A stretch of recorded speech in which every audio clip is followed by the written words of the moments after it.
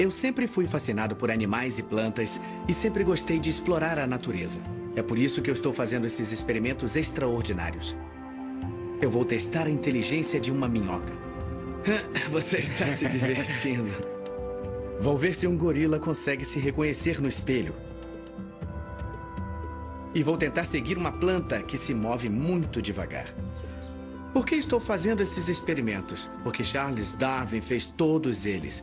Darwin, o maior biólogo de todos os tempos.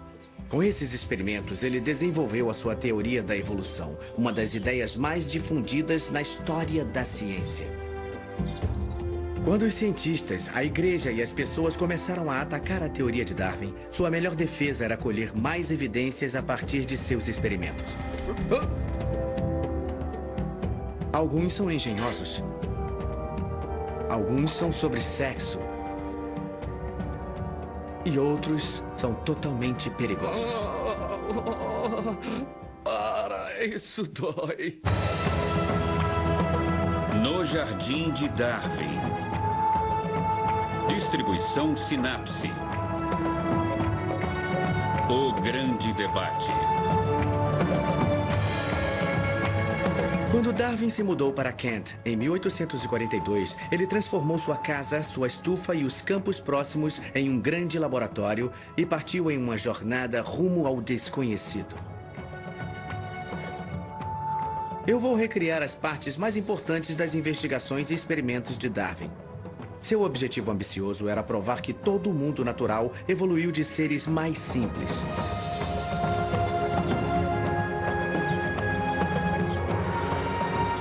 Darwin trabalhou em sua teoria inovadora por mais de 20 anos.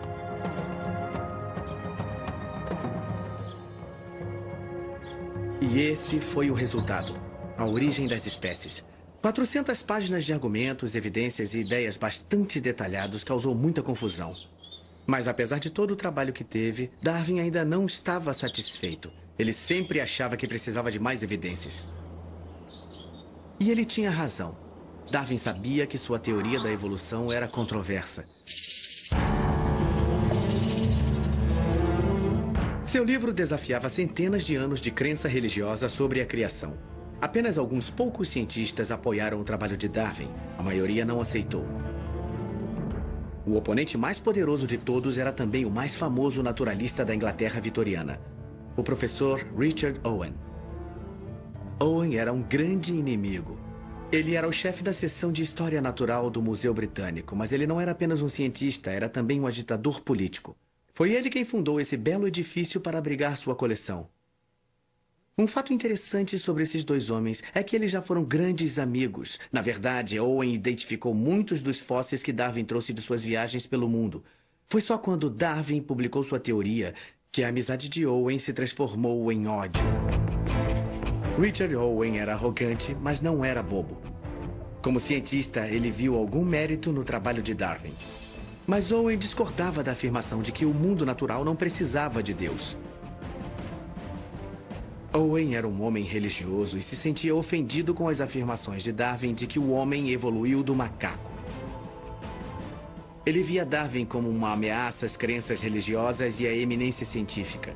Ele jurou que ia pôr um fim a essa teoria. Daquele momento em diante, esses dois homens tornaram-se inimigos mortais. Darwin, por outro lado, não gostava de se expor publicamente. Ele preferia a paz e o conforto da sua casa no campo. Aqui ele podia dar continuidade a seus experimentos e a mudança de rumo que ele tomou foi muito inteligente. Ele voltou sua atenção às plantas. Ele podia realizar seus experimentos na estufa e obter resultados rápidos. Para Darwin, as principais questões sobre evolução eram tão importantes para as plantas como eram para os macacos e os humanos. Mas as plantas são muito menos polêmicas. 6 meses após a publicação de seu livro, Darwin saiu para dar um passeio. Ele percebeu uma pequena planta crescendo em um pântano. Ela era chamada de Drosera. É uma das plantas mais esquisitas da natureza. Uma planta que consegue capturar e devorar insetos. Darwin precisava explicar por que essa planta evoluiu para se comportar dessa maneira. Ele levou a Drosera para sua casa. Munido de pouco mais que uma colher de pedreiro, foi nessa estufa que Darwin realizou grande parte dos seus brilhantes trabalhos científicos.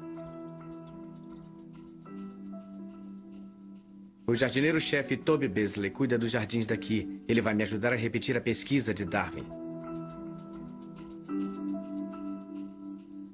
Vamos entrar agora na estufa de Darwin para realizar alguns de seus experimentos. Vai ser meio diferente porque eu tenho aqui uma grande variedade de comidas e petiscos que eu vou dar a uma planta insetívora. Na verdade, isso pode soar meio estranho e fora do comum, mas eu espero que comece a fazer sentido depois que começarmos. Pronto, Toby, eu tenho aqui o material e as anotações sobre esse experimento. Certo. Bom, uma das coisas que eu lembro que ele deu para as plantas foi carne assada. Isso aí. Eu achei meio estranho, mas de qualquer maneira eu trouxe umas linguiças já cozidas. Por sorte, as anotações de Darwin estão claras o suficiente para que eu possa segui-las. O que nós vamos fazer é cortar isso aqui em pequenos pedaços e dar para as plantas, então eu acho que tem que ser bem pequeno, não é? Os pedaços têm que ter 1 milímetro aproximadamente, 1,20. 1,27 milímetros. Isso é muito pequeno. Tá, agora eu vou tentar fazer isso. É uma tarefa muito trabalhosa. Deixa eu ver... O que você achou? É a primeira vez que eu dou linguiça para uma planta. Bom, deixa eu ver... É aqui bem no meio, não é? Isso, bem no meio da folha. Tá bom. Lá vai. Perfeito. Para provar que sua teoria estava correta, Darwin precisava mostrar que tudo na natureza, por mais estranho ou incomum, tem uma função. É fascinante a maneira como ele descobriu por que a planta Drosera é carnívora. O próximo item da lista é o albúmen. Depois de ter tentado várias substâncias diferentes, o Dr. Burdon Sanderson sugeriu que eu usasse cubos de albúmen ou ovos cozidos. Isso aqui tá virando um café da manhã em inglês completo. É mesmo. Agora só falta o bacon. Devem estar pensando... Por que esse cara está na estufa dando ovo para as plantas? Pode parecer loucura, mas Darwin estava dando um grande salto para o pensamento científico. Uma ligação entre nitrogênio e insetos. Primeiro ele encontrou as droseras em um pântano. Todas as plantas precisam de nitrogênio para crescer, mas o solo pantanoso é pobre em nitrogênio. Darwin suspeitava que as droseras evoluíram para conseguir nitrogênio em outro lugar. Talvez elas comam insetos, porque insetos são ricos em nitrogênio. Mas como provar isso? Então, assim como Darwin, Toby e eu vamos oferecer para as plantas alimentos com diferentes quantidades de nitrogênio. Alguns alimentos, como a clara do ovo, são ricos em nitrogênio. Outros, como a carne, nem tanto. E alguns não têm nada. Então, Darwin passou para os líquidos, tá bom? O primeiro que vamos usar aqui é água com açúcar. Ele escreveu aqui, uma parte de açúcar para 73 partes de água. Eu já tenho pronto isso aqui. Essa água com açúcar não possui nitrogênio algum. E essa é a questão. Darwin queria descobrir se a drosera escolhe seus alimentos com base no nível de nitrogênio. Na minha opinião, a drosera ia aceitar a água com açúcar porque é rica em energia. Vou colocar umas gotas aqui e uma gota grande aqui. Pronto. Isso tudo mesmo. certo. Agora vamos ver no que dá. Pronto, então qual será o próximo item da nossa lista de líquidos? Ah, a princípio eu não acreditei, mas... urina humana. Como já disse, ele usava tudo que estivesse ao seu alcance. E nesse caso era parte dele. Só que as medidas são as mesmas, mas é que eu ainda não preparei. Eu acho que alguém vai ter que fazer isso. E eu tô achando que esse alguém sou eu. Se você vai fazer o experimento, é por sua conta. Vai em frente. Tá, tudo bem. Eu vou fazer xixi no vidro. Não é muito convencional, mas para o Darwin fazia sentido, cientificamente falando.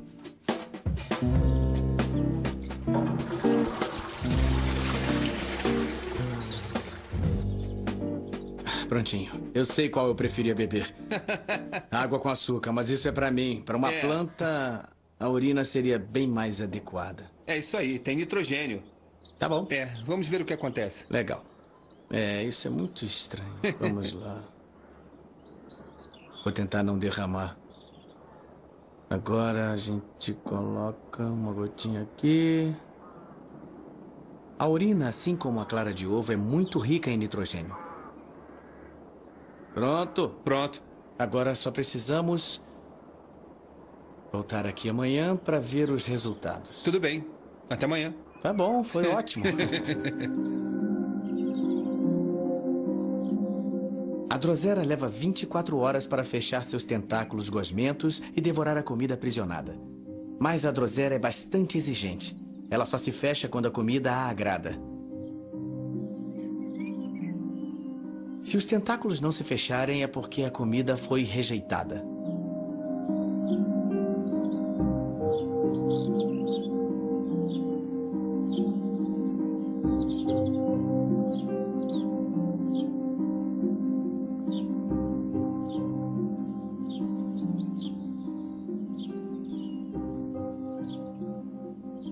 Vamos dar uma olhada nos resultados, Toby. Primeiro a linguiça. O que aconteceu? Parece que os tentáculos começaram a se fechar, mas não foi nada demais. Ainda está lá. Isso mesmo. Isso aí já é uma Agora, reação. o ovo, olha só isso, foi uma reação completamente diferente. É isso. As folhas, elas se fecharam como um copo. Todos os tentáculos agarraram um pedaço da clara de ovo. E a digestão é feita como em nosso estômago. Ela libera até um ácido. Isso, nossa, impressionante. Então a linguiça funcionou, o ovo funcionou também. Sem dúvida. Resultado positivo. Agora, com o açúcar, a gente estava um pouco desconfiado. É. E chegamos ao mesmo resultado que Darwin, não houve resposta. Nada aconteceu. Eu vou marcar um não aqui. Por último, mas não menos importante, a urina. Parece ter provocado uma reação maior. De novo, ela se fechou totalmente sobre ela. Então, só pode ser o nitrogênio. É isso, ela procurou nitrogênio na urina. Já no açúcar, ela não encontrou nitrogênio, então ele não tem teve utilidade. efeito. Mas com a urina, a reação foi visível. Foi um resultado perfeito para Darwin e para nós. Quanto mais nitrogênio houver no alimento, mais vigorosamente a drosera reage. O ovo cozido e a urina foram os vencedores. O engenhoso experimento de Darwin em sua estufa esclareceu por que as droseras se alimentam de insetos. Em terrenos pantanosos, os insetos são a principal fonte de nitrogênio para as droseras. Isso dá a elas uma vantagem sobre as outras plantas, e é por isso que elas evoluíram essas adaptações extraordinárias para capturar insetos. Mas Darwin não parou por aí. Como sempre, ele tinha outra questão.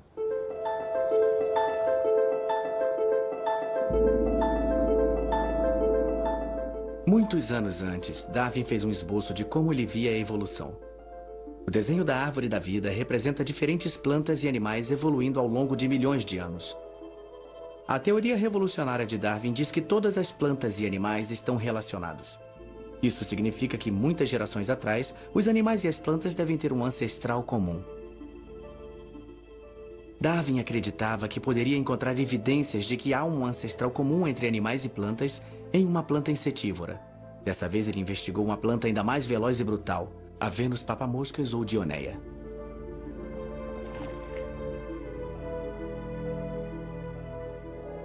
Quando ouvimos falar em plantas carnívoras na ficção científica, é nela que pensamos, a imagem de uma planta com grandes e ferozes mandíbulas. Isso mesmo. É como a Pequena Loja dos Horrores, sabe? Plantas carnívoras. É isso, é. E o interessante é que Darwin testou a reação das plantas usando vários pelos e pedaços de algodão, assim, para ver o que acontecia. Ele queria testar a sensibilidade da armadilha. Darwin estudou a armadilha usando um pedaço de linha. E eu vou fazer o mesmo. Darwin percebeu que os 3 pelinhos no interior de cada folha funcionam como uma espécie de gatilho. Quando o inseto toca em um deles, a armadilha se fecha. Isso aqui representa uma grande e suculenta mosca. Com as patas se mexendo. E se dermos sorte, a gente vai ver ela se fechar. Lá vai ela, olha isso. É rápida, não é? É mesmo. Ela não vai deixar escapar nada.